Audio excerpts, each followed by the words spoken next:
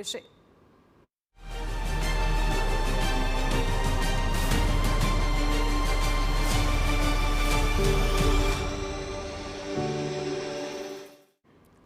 ભાવનગર શહેર ભાજપ કાર્યાલય ખાતે યોજાયું વિજય વિશ્વાસ સંમેલન। 13 વોર્ડની 52 બેઠકો માટે ઉમેદવારો ઉમેદવારી પત્ર ભરવા પહોંચ્યા।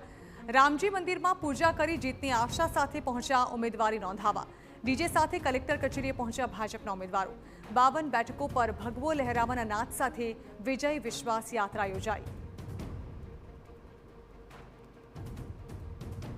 જનતા પાર્ટી ઉપર 31 વર્ષથી જે ભાવનગરની જનતાએ વિશ્વાસ કર્યો છે, આ વિકાસની રાજનીતિ માટે તેને વિકાસ જે રીતના ભાવનગરનો થયો છે, 95 પહેલાંનું ભાવનગર ને અત્યારે 2026નું ભાવનગર, આ વિકાસ જોઈને ભારતીય જનતા પાર્ટી ઉપર તમામ મતદારોએ જે વિશ્વાસ કર્યો છે, એટલે આગામી દિવસોમાં પણ વિકાસના કાર્યોને લઈ અને વિકાસની ગાથા લઈને મતદારો વચ્ચે જવાના છે। ભાવનગર વોર્ડ નંબર 9 બોર તળાવના ભાજપના ઉમેદવારની ઉમેદવારી રદ થઈ। બળવંત રાઠોડને 4 સંતાનો હોવાના લીધે ઉમેદવારી રદ થઈ।